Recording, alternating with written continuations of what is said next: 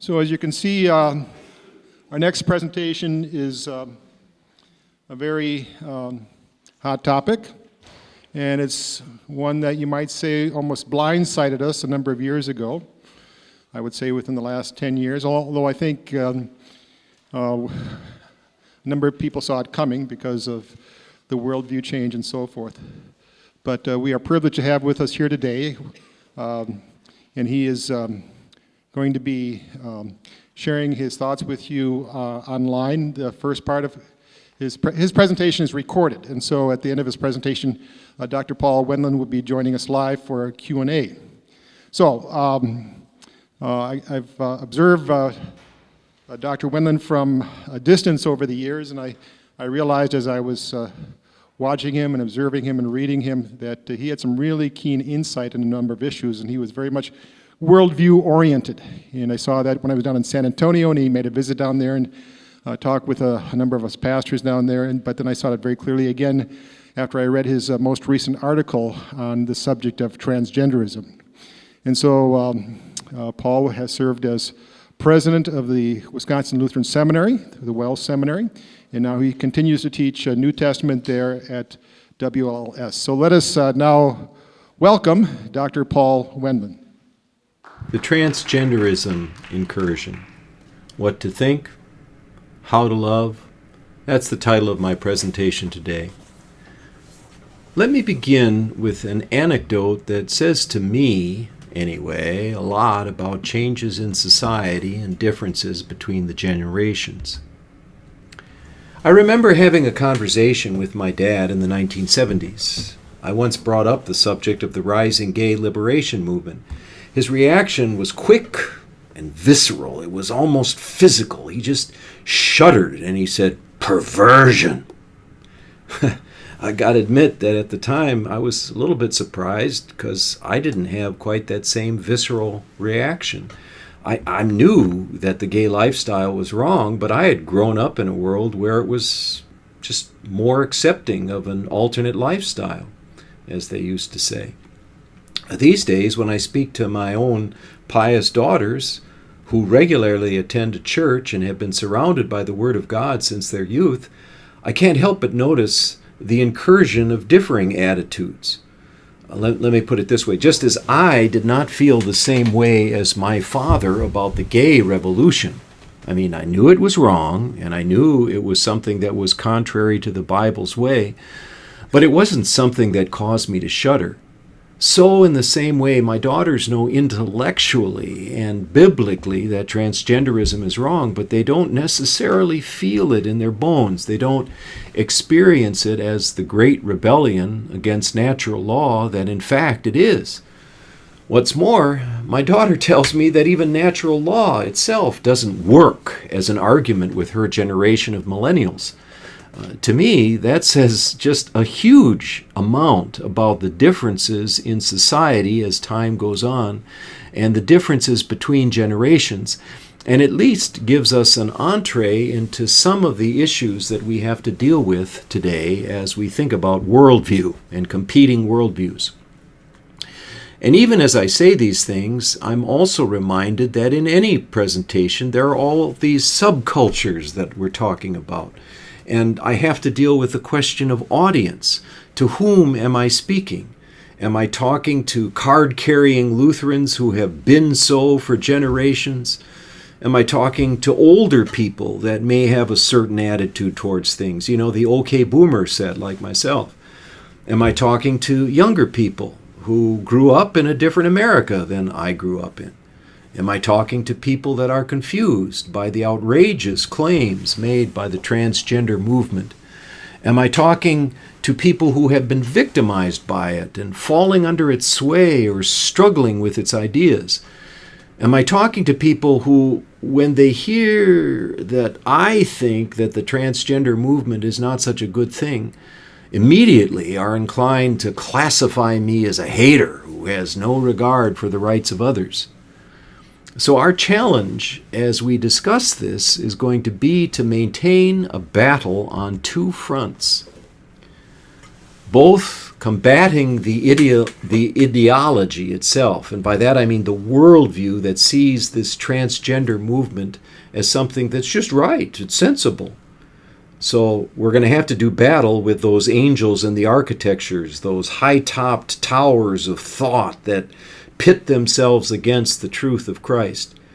At the same time, though, maintaining compassion for those who are victimized by this way of thinking, who are struggling against it, who are falling prey to it. And that's a tricky thing. Before we discuss the transgender worldview, we really have to center ourselves in the biblical worldview. I spent the summer of 2019 studying this issue, and it was such a long journey, and I read so much from both sides on the issue that I was finding myself becoming confused. And so just to get my mind right, I wrote some basic Bible passages on my whiteboard in my room, just so I wouldn't lose my mind. And here they are. So God created mankind in his own image. In the image of God, he created them. Male and female, he created them. That tells me that human beings are God's good creation. He created them as male and female, that is, with a binary gender and a binary sexuality for the purposes of family and marriage. Now, someone might argue that the fall changed everything, and now humanity is so radically marred by sin that our essence has been kind of destroyed, and these categories are so packed with sin that whatever was true before is no longer true of Adam and Eve after the fall. Now, we can certainly agree that it's utterly true to say that sin has left its marks on our sexuality. And we can talk more about that later. But the goodness of God's creation hasn't changed, no matter how perverse or disordered our thinking becomes. Jesus affirms the essential truth of God's good purpose in creation when he's discussing divorce with the Pharisees. He says, "Haven't you read that at the beginning the Creator made them male and female?" In other words, he's appealing to the creation order, how God set things up in the beginning. And he says that should have an impact on how we look at this matter of divorce today. And so what is true about divorce is also true about the transgender movement. God hasn't changed his basic order of male and female. We should also be very clear in our minds what false god is ruling the hearts of so many today. And by that I mean the great lie that has sometimes been called the autonomous choosing self. What that means is just the philosophy that a person should be free to do whatever he wants so long as he doesn't, and then you fill in the blank. So long as he doesn't what? So long as he doesn't hurt anybody. I think you were all thinking that, weren't you? Or to say the same thing in a different way, I have the right to be whatever I want to be without others shaming me into conformity with their narrow morality. Don't make me ashamed of being who I am. I should be free to be me. So the ideology of the transgender movement is really that notion that what we want to be in and of ourselves should be considered the center of who we really are. Carl Trueman puts it that way in a recent article in First Things. Even more, the ideology states that my sense of who I am, however I fit on the spectrum between male and female, and they think of it as a spectrum or a continuum, however I fit on the spectrum between male and female, what I feel is more important than whatever biological bodily equipment I was born with.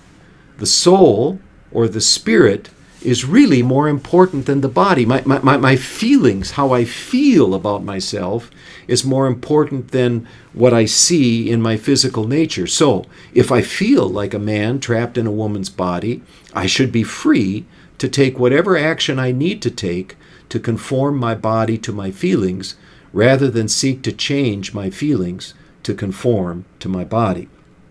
Does that make sense? I should be free to change my body to fit my feelings rather than to change my feelings to fit my body. Furthermore, gender itself can be radically separated from one's birth or biological sex. Now, I could grant that gender as a cultural concept might differ from nation to nation. So I would say the gender roles in Central Africa for man and woman might be different and conceived of differently than the gender roles in North America. Well, the gender roles that my father and mother had for each other are not exactly the same as the gender roles that exist between my wife and I. These things change over time. So certainly I can see that gender is helpful as a way of thinking how a person is conscious of maleness, how a person is conscious of femaleness. What does it mean to be a man? What does it mean to be a woman? That's gender.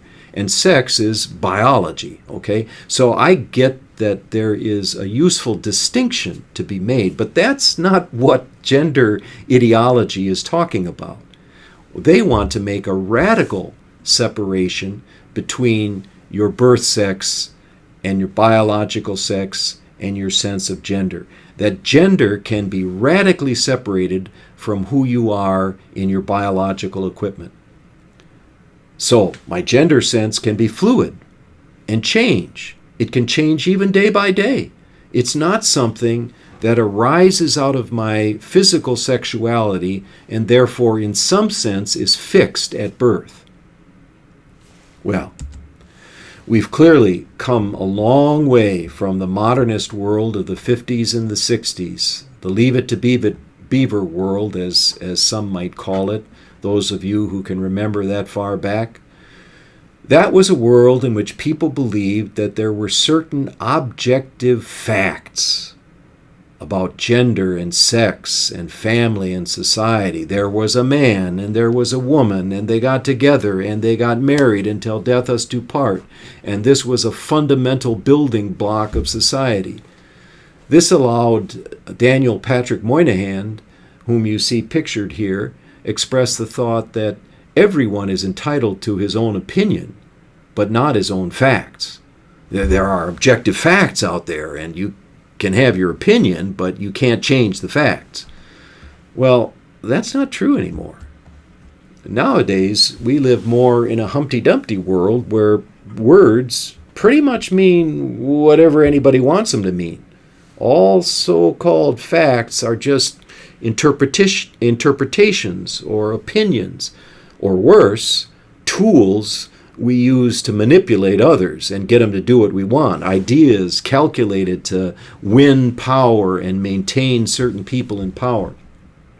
So the only question that matters is not what the facts are, but who's the master, who's in charge. As Humpty Dumpty says, the question is, which is to be master? That's all. Words mean what I want them to mean. And when you think about it, who can really be blamed for thinking this way? Every day we are surrounded by people who are trying to sell us something. Every day we are surrounded by fake news and spin doctors. But there's even a worse affliction than all this fogginess around truth. And that is the disease of believing that there is no sun that can shine through the fog. There is no objective truth at all, no God's eye point of view of the universe. And there is no natural law, no natural order. The only truth is you got to fake it till you make it. It's all spin, lies, fog, fairy dust.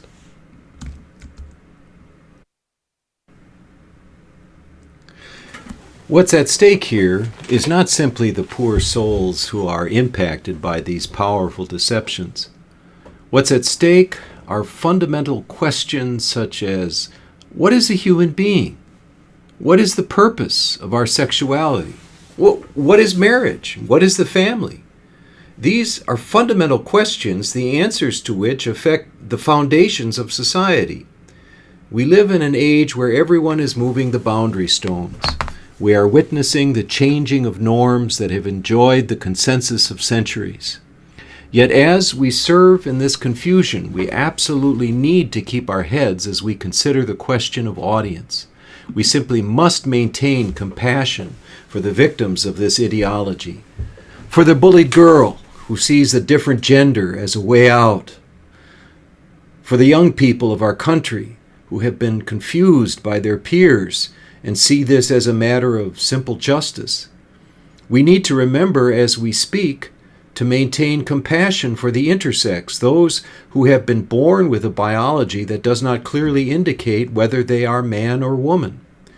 We need to remember the parents of a child who struggle because their child has expressed for many years feelings of deep alienation to their birth gender. These things are real. We don't have to buy the ideology, but we have to recognize that there are people that are troubled and struggling with these issues.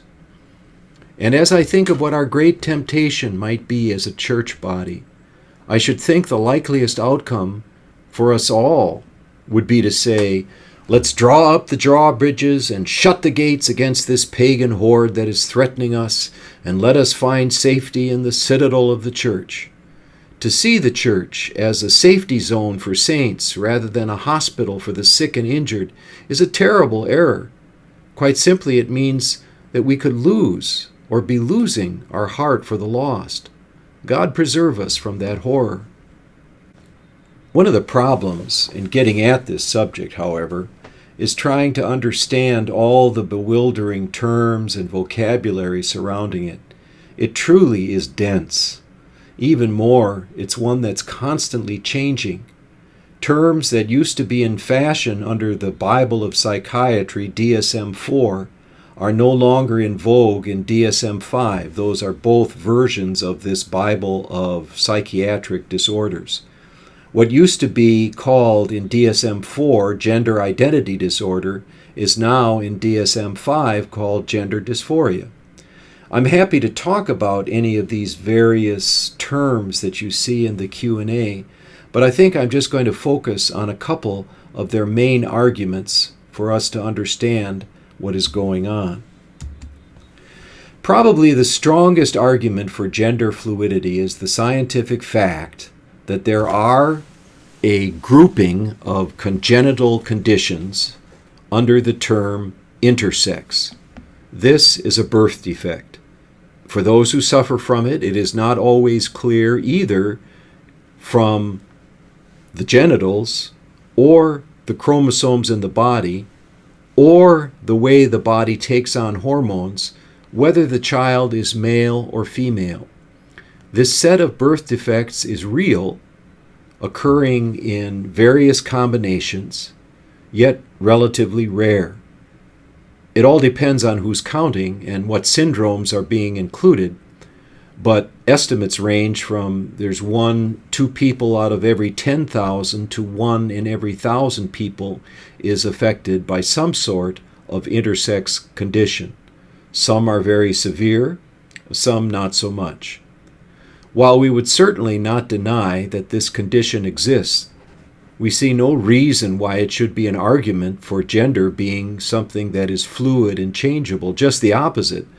While we wouldn't deny that it has an emotional impact on those who suffer from this condition, it's clearly a physical defect, and it needs to be treated. But gender dysphoria, in the majority of cases, is a condition that has no physical origin, just the opposite. Doctors and biologists realize that the differentiation between male and female goes right down to the cells. As one philosopher put it, every cell has a sex. A feeling of gender dysphoria in and of itself is certainly a real thing and requires emotional treatment, but there is no physical cure for an issue of the mind. In fact, there is no unambiguous evidence that sex reassignment surgery, which is the end of the road in a sense, the highest form of a solution, the most radical solution, there is no evidence that is unambiguous that sex reassignment surgery offers permanent and lasting relief from feelings of gender dysphoria. I'll give you just one statistic that demonstrates this pretty clearly. The attempted suicide rate in the general population of the United States is under 5%. That would be 5 people out of every 100 attempt at some point in their lives to commit suicide. Now, among the transgendered, this is really phenomenal. Among the transgendered, 41%, that is 41 out of every 100 have attempted suicide. And this, despite all the various physical interventions employed to bring the body into conformity with the mind. Those solutions apparently don't work. And as long as we're talking about therapies, let's spend a minute following up on what the American Academy of Pediatricians suggests is the only appropriate therapy for gender dysphoria. Here is where things really start getting murky. The recommended course of therapies are given the name GATS, meaning gender-affirming therapies. The emphasis is on that word affirmative, supportive. You don't contradict. You don't say, well, it's only in your head, or this is an emotional thing and we need to work on those emotions.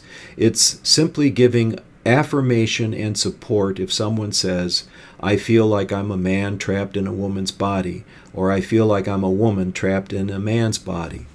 This includes affirmative counseling, which leads eventually to puberty blockers at a certain point, then hormone therapies, and finally the sex reassignment surgeries that I was talking about before, where the body is, I can't think of no other word to describe it, mutilated to represent and resemble the opposite sex.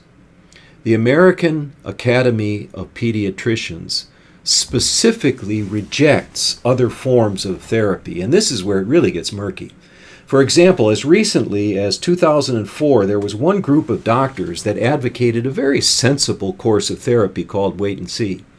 Since over 70% of males and well over 50% of females with gender dysphoria found that those feelings that they had of being trapped in the wrong gender, they simply resolved over time. 70% of males, over 50% of women. This therapy then suggests simply watching and waiting. You still offer talk therapy, emotional support in that sense to the child, but the thought is it will just resolve itself over time if you just let it. The American Academy of Pediatricians feels that this is not supportive enough. And of course, any Christian who might come along saying we need to help them if they are biological girls to inhabit their bodies as girls, or if they are biological men to inhabit in mind their bodies as men, they would regard us as completely out of the picture. We are completely condemned. And they would say it's forbidden by law to try to make them feel comfortable in their own skin, so to speak. They would consider this to be a conversion therapy. And many states have laws on the books that ban therapies that try to convert gay men into straight men and gay women into straight women. And so they say this is exactly the same thing. You should not try to convert someone into being what he isn't. So the assumption is from the very get-go that when one expresses feelings like this, that those feelings need to be supported, affirmed, to the point of giving puberty blockers, to the point of giving hormone treatments, and, if the person desires it, also sex reassignment surgery. Pause and think what this means if you have a child, and that child falls into the hands of someone who espouses the ideology of the American Academy of Pediatricians. Let's say this child expresses some feelings of alienation towards his or her gender. The doctor, his role is clear. He must support, even encourage the feelings. Certainly not to treat it as some kind of a problem. He is concerned about the child's welfare to this degree that he is to seek to create safe spaces for the child in his family and in the community, so that the child can express its gender as it pleases.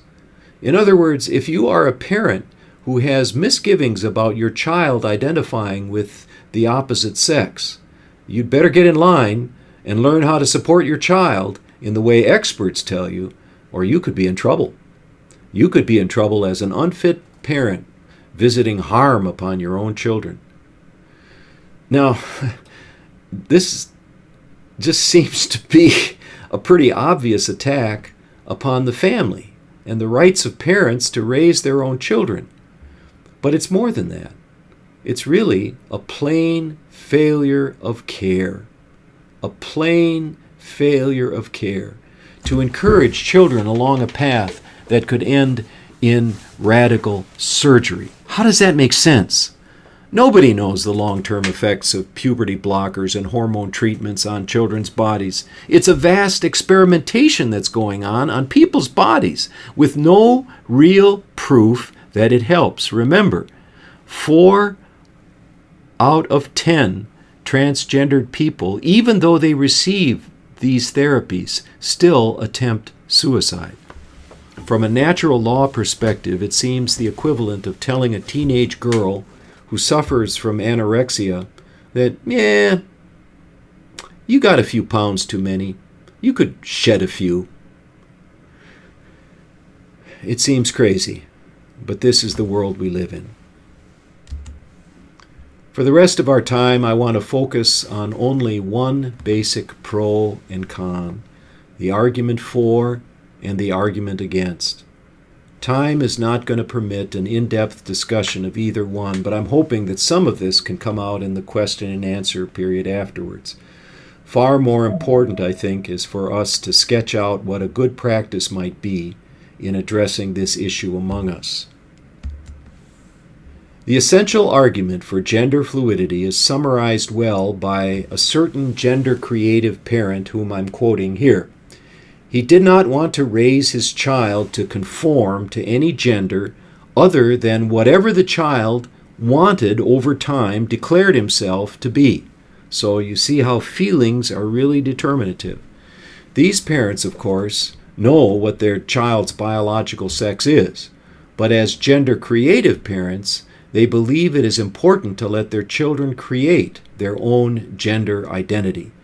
Anyway, as you can see on the slide, this parent declares, "I'm very tired of the heteronormative and cisnormative model. I'm very tired of the patriarchy. A part of why we are parenting this way is because intersex people exist, and transgender people exist, and queer people exist, and sex and gender occur on a spectrum. Yet our culture loves to think that people, all 7 billion of them, can and should be reduced to either or, the gender binary." Couple things to notice here. First of all, notice how radically separated gender is from one's biological sex. And if one's sense of gender identity is different from one's biological sex, then the mind is to trump the body. Whatever you desire, so shall it be, and so shall people regard you. Whatever you desire, that is what you are. And if it means surgery to bring your body in line with your mind and spirit, then so shall it be. It really is a modern form of Gnosticism that privileged the spirit over the body, as people like Nancy Pearcey point out. You notice some of the terms that he uses here as well. He speaks of the cisnormative model, the heteronormative model. This would be the idea that there's a man and there's a woman. There's basically two sexes, a heteronormative model. Cisnormative model would be someone who is a male biologically and identifies as a male in his gender, or a woman who is a woman in her biology and identifies as a woman in her gender identity. He also connects this with the patriarchy, the bad old idea that men should marry women, and that is just a way of keeping women down and asserting the power of a certain block of people. What can you say? The essential natural law argument against has been made very simply and elegantly by Karl Bratton, of all people. He states it this way: since the dawn of human civilization and across all cultures, human beings have known that the male and female organs are made for different functions. Humans know what they are. They are free to act in accordance with them or act in opposition to them. The organs match. What is so difficult to understand about that? Humans learn these things by reason and nature. No books on anatomy, psychology, or sociology are needed. The truth is, and this would be the truth of natural law, for most people, gender and sex are stable and binary. Male and female created he them. This is the human consensus and experience of centuries. Intersex people are the exception that prove the rule. One does not make birth defects the norm of the human race. One does not make anomalies the way we ought to go. One does not make anomalies normative. This ideology is deadly to marriage, as we've said, deadly to the family, and therefore deadly to human society. As far as marriage is concerned, it has already been reduced to a mere societal convention or some kind of a contract between two people of any sex or any gender who agree somehow to partner until they don't feel like it anymore, an indeterminate period of time. How can you define marriage anymore, really? Other than a contract of two people to gather together and protect each other as an economic unit for a period of time. If you can't define it, how can the law protect it? It really is impossible for the law to protect anything so ill-defined. And those that will suffer, as they always do, are the vulnerable in society, like women and children who no longer have the protection of marriage, the hated old patriarchy. We can well expect to be accused of being haters, people who want to advance this patriarchy by saying these things. It might seem to be more loving to empathize and support with those who embrace these alternative ideologies. We must recognize that many of our own children are tempted to see the world this way. But it is not hatred to speak the truth. In fact, there can be no love without truth. The firm and solid rock of truth, of course, is the Holy Scriptures. Whatever natural law may prove or fail to prove, Scripture is our final and most certain resting place. Here we do not argue, we do not debate, we simply stand before the throne of grace and confess what our God has given us to confess. I've heard it said, because of the propaganda in society and perhaps because of struggles in their own family, even some of our own members may wonder whether it's really worth fighting this battle. After all, couldn't we just say, live and let live, different strokes for different folks? This is why I think it is so important to demonstrate that what's at stake here is the faith once delivered to the saints, that in all three articles of the creed, that basic creed that we were all taught as confirmands, all three articles are overturned by the idea structure of transgenderism. This is not a sideshow. It is rather an arrow aimed right at the heart of the Christian faith. First, a little technical talk.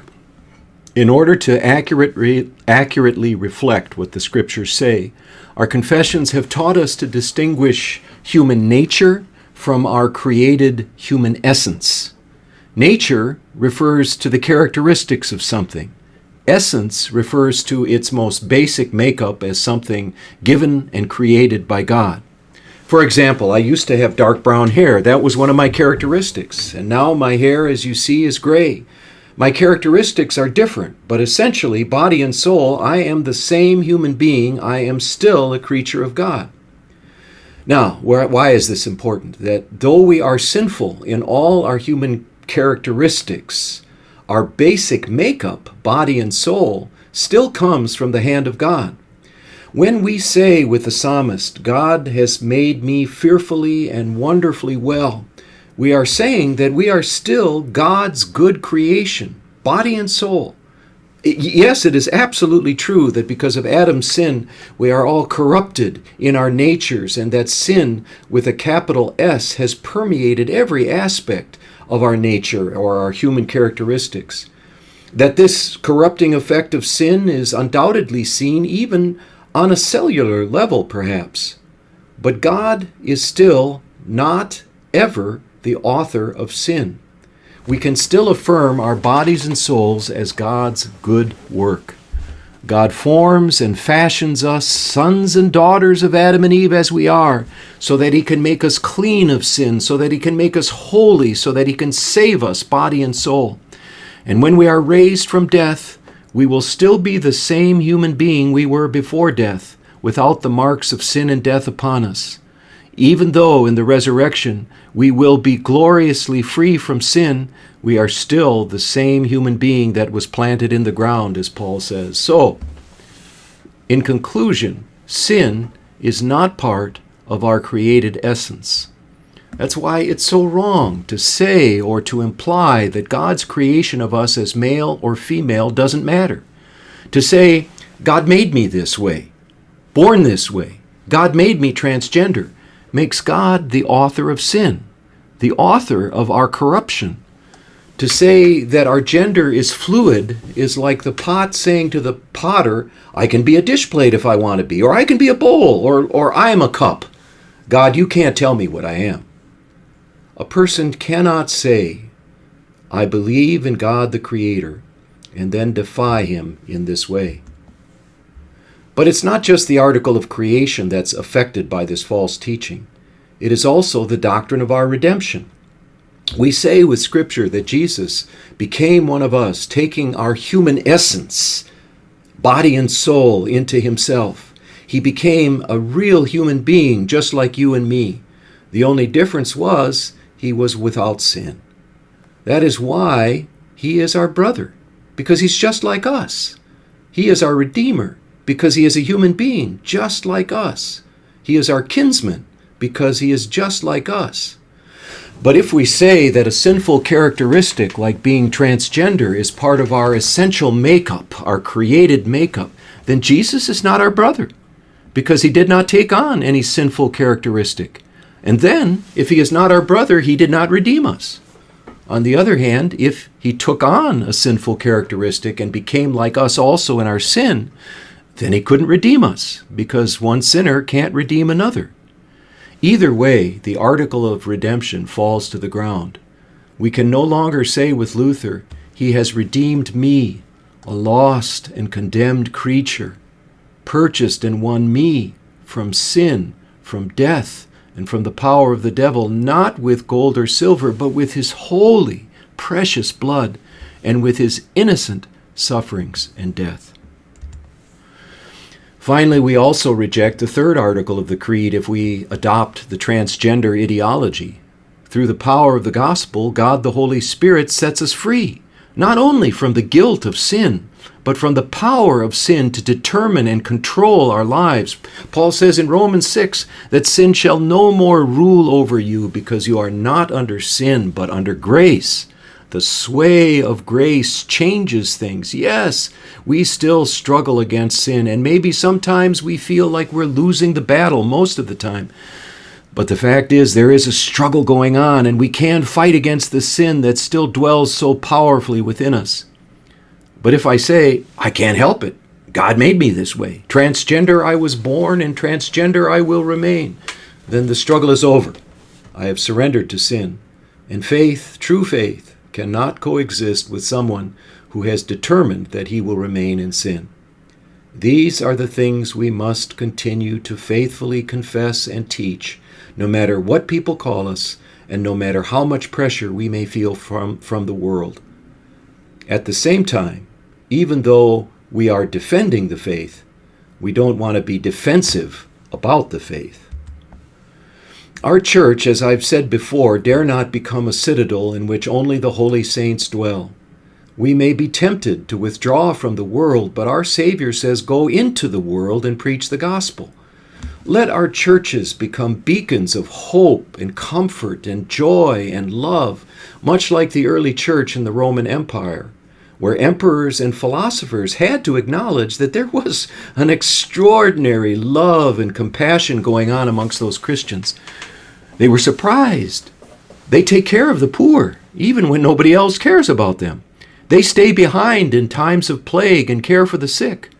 In other words, the church is a hospital for the sick. It's not a fortress for the healthy. That means we have to listen carefully, listen with our hearts to those who are afflicted, and offer compassion to them as they express their trauma.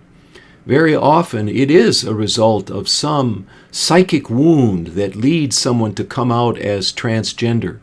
Things like bullying, confusion in whether being called a tomboy means that they're more like a boy than a girl.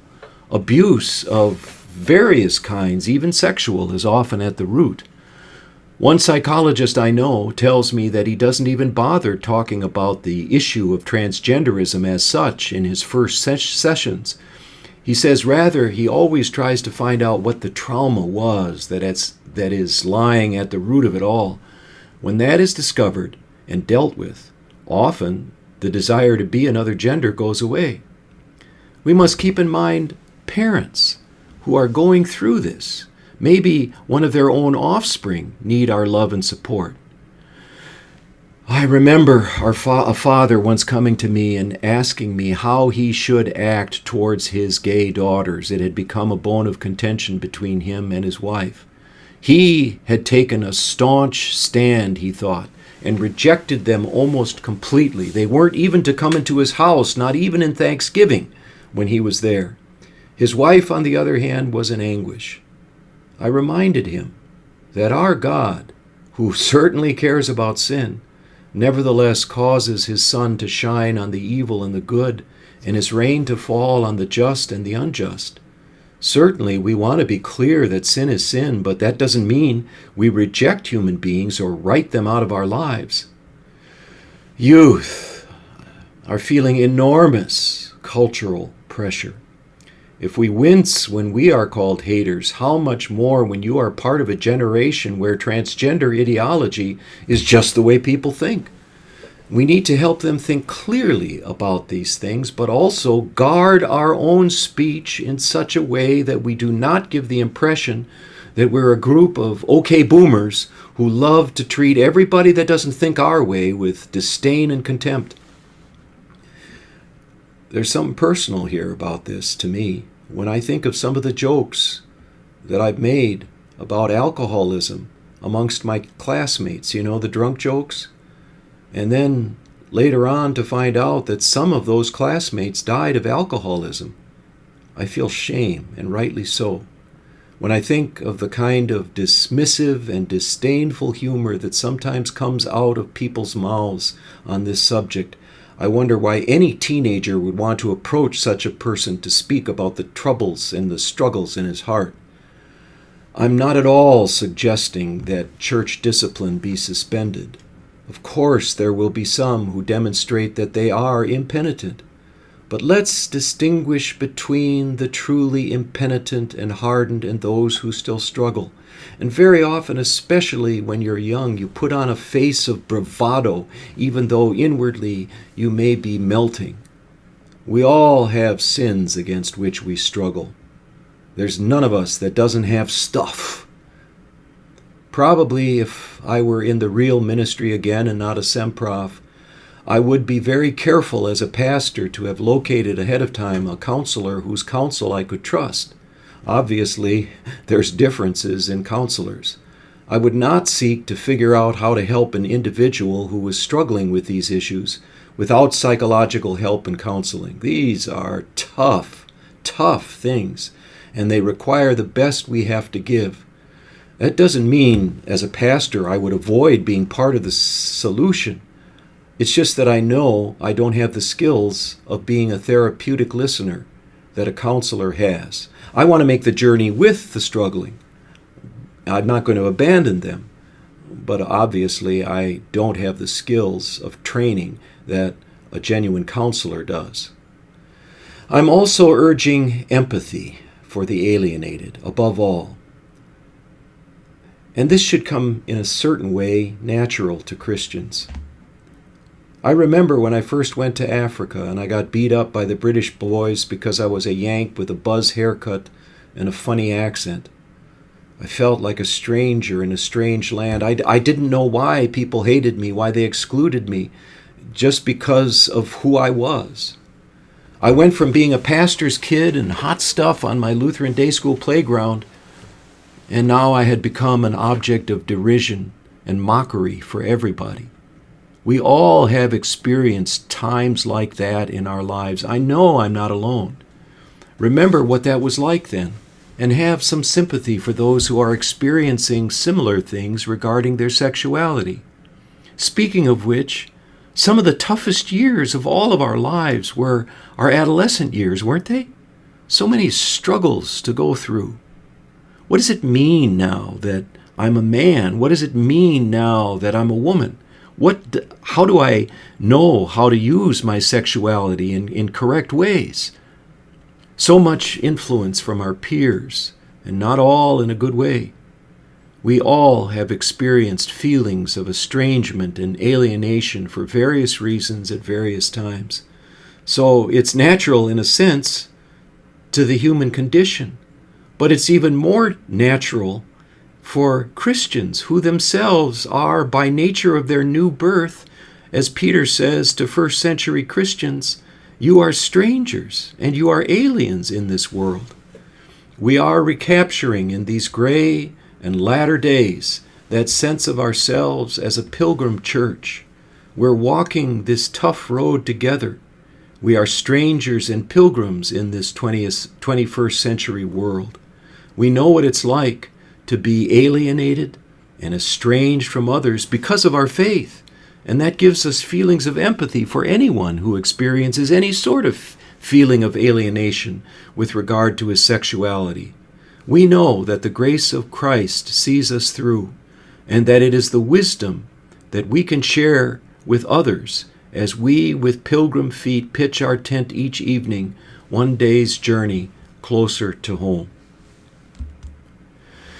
Yes, there is no love without truth. But Paul also reminds us that if we can fathom all mysteries and yet lack love, we're just resounding gongs or clanging cymbals. There is no truth without love either. We are fighting an ideology, that is true, but we need to fight that battle on two fronts, fighting the ideology while maintaining compassion for the wounded. Some resources that I've found that might be helpful to you in this matter. There's Nancy Percy, Love Thy Body, answering hard questions about life and sexuality. She comes from a Reformed Christian background, but I think you'll find her writing is very lucid and easy to follow and very, very helpful in thinking this thing through. If you're looking at a book that you might want to hand to somebody that is struggling with this on a congregational level, there's not everything that we would agree with. By all means, in Walker's God and the Transgender Debate, what does the Bible actually say about gender identity? But at least it has a high belief in Scripture. And generally speaking, it's a place to start if somebody wants to do some more reading on this as a congregation member. There is, of course, a rather long article that I just wrote on this subject in the Wisconsin Lutheran Quarterly, volume 117, number 1. As I say, it's pretty long and it's pretty technical. It's where this presentation comes from. I've kind of boiled it down, but if you're wondering where I'm coming from on some of these things, you might have recourse to looking at that longer article. And finally, Abigail Schreier, who has written for the Wall Street Journal. She has appeared on various conservative talk shows. She's a very courageous writer, especially when it comes to how this has impacted teenage young girls. She is someone who will help you understand a phenomenon called ROGD, rapid onset gender dysphoria. Apparently, there are a number of adolescent girls that suddenly, all at once, experience gender dysphoria. And this is really rather unusual because the typical definition of gender dysphoria is someone that experiences the alienation from their body at a fairly early age, pre-adolescence, and it goes on for a long time. It's almost how the person has always felt, and it's a hard feeling to shake. This is something where people have not experienced that in their prepubescent years, and then all of a sudden when adolescent girls get together at junior high, boom, it's called this rapid onset. That might be something to consider if you're doing some extra reading on this. And there's just a ton of material out there. My prayer is that this has shed more light than heat. I look forward to your questions. God bless you all in our pilgrim life. Thank you, Dr. Wendland. Let's give him a round of applause. All right, again, we have our Q&A period here, and I think he's joining us live now. And so again, if you have a question, please step up to the mic, tell us who you are, where you're from. If you are online, use the Q&A again, tell us who you are and where you're from. And we've got about 15 minutes for this. So, Dr. Wendland, are you there? Yes, I am. I think I am. It's wonderful to see you. Thank you for your great contribution here to our conference. So, we have our first question. Bob? Bob Wenslaw from Trinity, St. Timothy here. It was this transgender ideology, is this new to the cultures of the history, or has it occurred someplace else or sometime else, some other time? There may be matriarchal societies that one can point to in the past. Am I broadcasting? Okay. There may have been some matriarchal societies in the past, gender confusion in the past, certainly. In the Roman Empire, there were certain examples. Sometimes people point to the ancient Greeks. Whenever I read the ancient Greeks, let's say on topics of being gay, I'm thinking it's never exactly the same. There's just distinctions, and there was a power relationship involved there that's not necessarily true in this trumpeting of really the overturn of natural law itself and common sense. It strikes me as being a unique phenomenon that we're seeing today. When I read the Greeks, I have a sense that there was they knew it wasn't the normal thing to do. There was a kind of a tee-heeing quality about it, but they did not try to walk around with signs saying this is normal. They made jokes about it in both Greek and Roman culture. Thank you. Do we have a question online, Stephen? We do. Dr. Wendland, do you want to do you wish to read them, or should I read them for you? I'm tired of my voice. Would you? I'd be more than happy to. So, this is from an anonymous attendee. Thank you for your pastoral approach, Dr. Wendland. I'm trying to be vague here for obvious reasons, but we are dealing with the issues in the churches and have situations where individuals appear to be using the church as a safe place to experiment. When someone is obviously presenting opposite their physical sex, it is troubling to members and especially children, and at some level suggests that the church embraces transgenderism. What are your thoughts on requiring that visitors present according to their physical sex in order to attend services, especially repeat visitors after conversations have taken place with them? Well, I think one of the issues, one of the things I would like to know more about as a pastor is I would like to know what the outcome of those conversations were. Were they fruitful? Was there a sense that this was an issue that needed to be dealt with?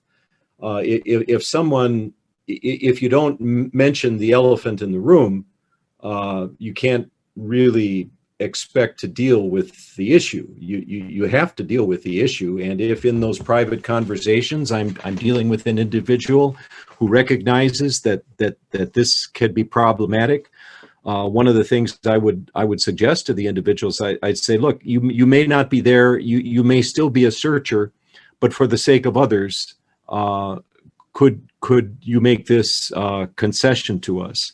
Ultimately, I remember once in Salt Lake City, we had a card-carrying Mormon come consistently to our morning Bible study class. He came again and again, and at first we all welcomed him. It was fine, and there was a period, kind of a honeymoon, where everything was fine, and we would all make our Lutheran insights, and then he would come up with his Mormon explanation of whatever passage we were dealing with.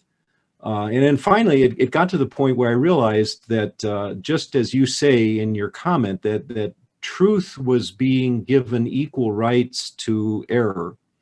And so I took him aside one day and I said, look, for the sake of the others who are in that Bible class, I'm going to ask you not to come to that Bible class anymore, because I'm sending you a message that I don't want to send you, and that is that it really doesn't matter what you believe, and your beliefs are okay, when I sincerely believe that if you believe what you believe, you're really on a wrong road that could end up in outer darkness, which is their term for hell. So I said, I'll be willing to talk with you personally. I'll be willing to spend all the time you want. But as far as coming together and allowing truth to coexist with error on the same plane, that's not being fair to you, and it's not being fair to the people who are gathered in that Bible class. That didn't happen right away, but after it became clear that you're not dealing with someone that is weak or struggling, but you're dealing with somebody that in some sense is being defiant, then I think, or at least doesn't recognize that there's a problem. You have to make that clear. Okay, Luke, please come to the mic. Hello, I'm Luke. I'm a pastor in Iowa.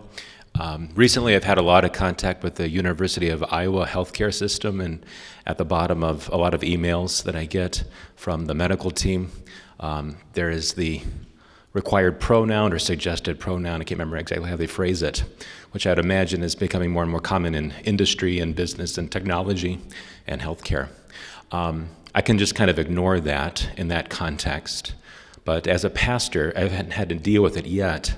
If I would have an adolescent come to me and they are asking me to use their preferred gender pronoun, I don't know if you've given thought to a pastoral approach to that. I don't want to affirm a lie. At the same time, I want to be able to speak with them, but I mean, this really fits in with exactly what you're talking about. So I'm just wondering if you had any thoughts or practical advice about that specific, very narrow issue. Yeah, thank you for your question. God bless you as you fight on the front lines. I'm always reminded that I'm answering these questions in the safe fastness of the Holy Hill in Mequon, and so I'm protected from some of those things. Initially, all I can tell you is what my practice was in the parish with similar things. I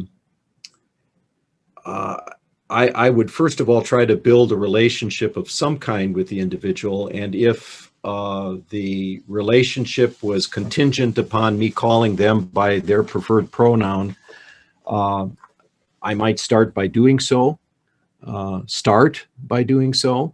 I don't know that I would end there, though. I would say, and I'd really like to talk to you about that, if you're open to discussing that, because it's really an important discussion that we need to have on that. certainly at some point I would feel that you'd have to bring that up.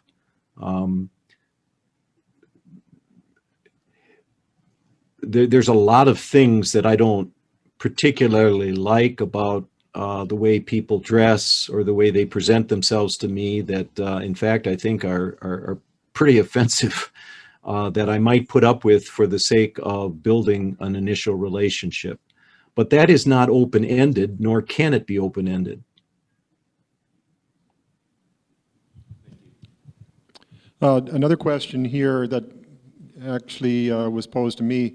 So you have in St. Paul saying bad company corrupts good morals in 1 Corinthians 15. How would that relate to this whole subject when you consider the social media, the physical friendships that young people have, and even the schools that they might attend? Bad company corrupts good morals. Could you speak to that?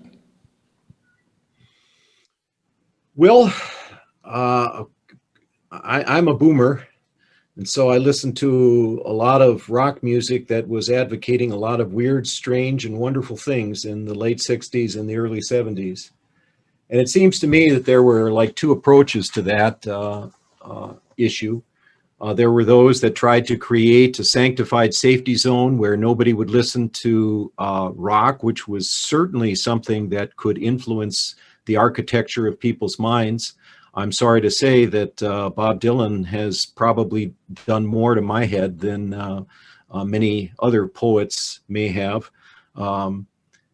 So I guess what I'm suggesting is I believe the best approach is not to necessarily ban all contact, but to inoculate our children so that they understand what the issues are and are able to engage in ways that still show integrity as far as what God says in his word. And is that easy? No, I don't think that's the easier course of all at all.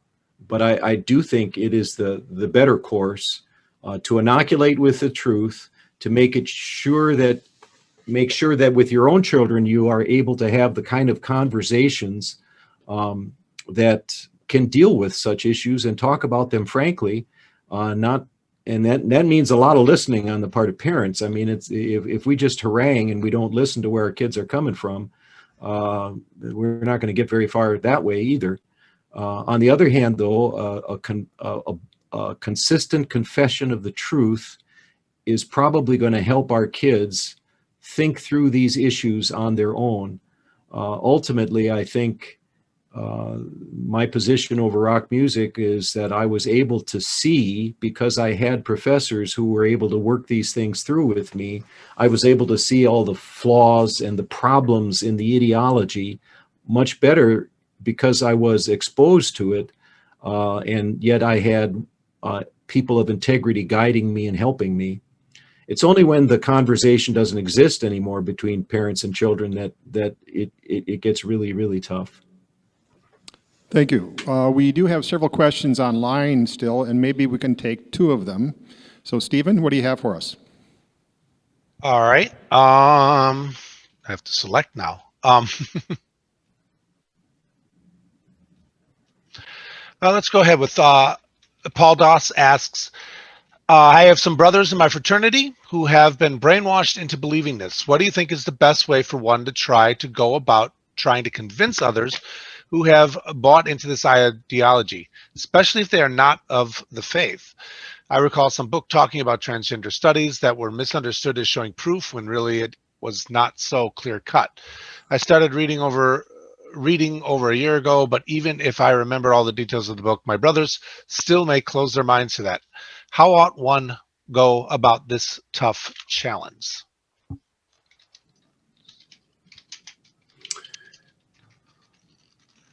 I don't know that I'm an apologete or the son of an apologete. All I know is what few bits and bobs I learned as a missionary. The important thing is to be, number one, to know what God's word says, to be very clear on what God's word says in your own mind, to fortify yourself with the gender binary of Genesis 1:26 to 29. I mean, that's just so vital to see how important this is. to read good books. Read Nancy Percy. She's helpful. Read Abigail Schreier. She is not Christian at all. She's much more and concerned about girls, but it's very helpful to just get the gist of her arguments. But as an approach in trying to dialogue with other people, I guess I would begin by just asking them to speak. I mean, the faculty here at seminary the other day brought some African Americans to speak to us on the issues of race. We heard them speak things from within the context of their own experience, to try to understand as best you can why they feel the way they do and why they think the way they do. A careful and attentive listener might be able to find ways, if you are able to reproduce their own arguments back to them. So you say, what if I hear you right, here's what you're saying. And then if you can feed that back to them and they say, yeah, you got me. Then just ponder that and think, well, are there some questions that you might ask that might lead them to question some of their foundations of thought? I don't know how else you can get away from the brainwash if you don't listen to them first, understand their argument on its terms, why it makes sense to them. And the most ridiculous things, they still make sense to people, and try to understand them, and then come up as you ponder these things with the foundational questions that might lead. I had a discussion with my daughter once. She said to me, and this isn't a good example, it's a bad example, but it's at least an example of what I mean. So she says, Dad, natural law doesn't work anymore. Kids my generation, they're not going to listen to you when you talk natural law. And I said, well, okay, well, then tell me, what does work? How do you think about these things? Well, what is the ethic that everybody espouses? And she says, well, the ethic that everybody lives by is I'm free to do whatever I want to do, so long as I don't hurt anybody. And I just looked at her. And I looked at her. And then she thought about what she had just said. And she says, I suppose it all depends on who defines hurt. And I said, bingo. There you go. What do you think that is? That's natural law, isn't it? How are you going to define hurt except you make appeal to some kind of immanent or transcendent authority that is somehow going to give you the ability to adjudicate between various claims of being hurt? Somebody's got to do that. But it took listening to her and kind of stifling my parental desire to just say, Miriam, you're wrong. Thank you. We'll take one more minute for one last question, Stephen. All right, I'm going to get a 2-for-1 here because we've got two that are similar questions. One from Anthony Cavalier and one from Andy Gruen, asking, so from Anthony, any statistics as to how many are suffering with gender dysphoria? And Andy Gruen, counselor talked about getting at the trauma for transgenderism. Are there statistics on Born This Way, i.e. Lady Gaga, versus traumatic experience that causes transgenderism? So they're both kind of looking for statistics as to, I think you gave a 1 in 2,000, but that was for intersex. That was for intersex. Yeah. The statistics on this are constantly changing because of societal pressure. It's sort of like Seneca once said, if you punish or if you talk about a sin a lot, or punish the sin a lot, it's going to occur a lot. I think the discussion that we've been having on this has caused a great deal of people talking about it, thinking about it, especially young, impressionable people. So the statistics are rapidly changing, even among certain segments of society. So it would be difficult for me to point to a specific group. Statistically, because their number is increasing, let me put it that way. And it's hard to distinguish whether someone is born that way or there are people that I really do believe, and I think their cases are relatively rare, but they do occur, where they are not conscious of having ever felt from their earliest youth of being or inhabiting the right body. They've never been conscious of anything else. And so it's not all that are traumatized necessarily by something that's happened. I'm not suggesting that. But I do think what the counselor was getting at with his anecdotal thing is careful listening to people who have experienced this is probably better than a frontal attack. Just to listen to them share their experience in an empathetic and loving way is a good place to start. You don't end there. You have to speak the truth in love. But I think a lot of times we begin by firing the arrows of truth rather than demonstrating the welcoming arms of love to begin with. And that's essentially what I'm encouraging here, not to shade the truth, not to fall, to compromise the truth at all, but to do so in a loving way. I know I'm not answering your question completely, and I'm sorry about that. It's the time I had. And that's all the time we have. Let's thank Dr. Wendland again.